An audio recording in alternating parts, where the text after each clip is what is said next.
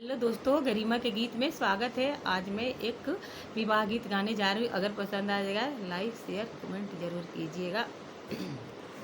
कोठवा ऊपर बाबा मोरवा बोलुए हो, मोरवा बोलियास तो हम लगुए हो, मोरवा बोलियास तो हम लगुए हो। आज कीर्तिया पापा जगले रहिया हो, सुंदर बेटी चोराई ले जइहे हो, सुंदर बेटी चोराई ले जइहे हो। आजू कीर्तिया बाबा जगले रहिया हो, सुंदर बेटी ससुरवा जइहे हो, सुंदर बेटी ससुरवा जइहे हो। दुआरा पर बेटी पहाड़ दरवा बड़े हो, आंगना में सिपहिया बड़े हो, अंगना में सिपहिया बड़े हो।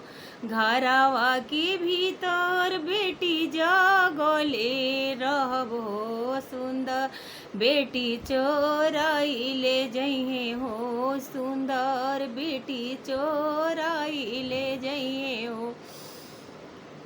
दुआर पर बाबा पहाड़ दरवा सुतले हो, अंगना में सिपहिया सुतले हो, अंगना में सिपहिया सुतले हो।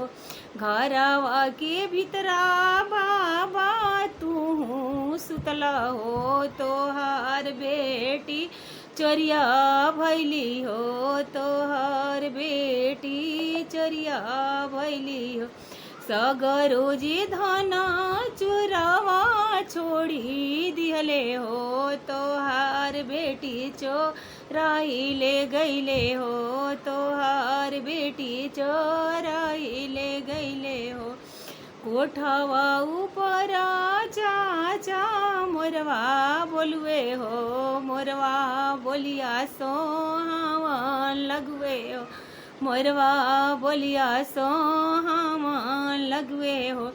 आजू कीर्तिया चाचा जगले रहिया हो, सुंदर बेटी चोरिया हुई है हो, तोहार बेटी चोरिया हुई हो।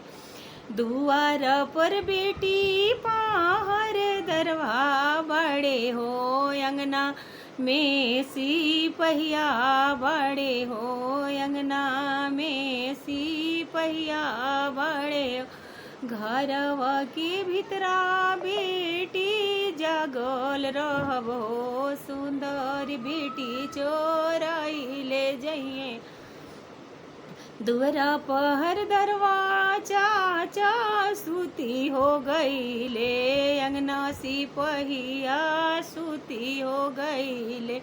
घरवा के भीतरा चाचा सूती हो गईला, तोहा बेटी चोरिया भैली हो, तोहार बेटी चोरिया भैली हो।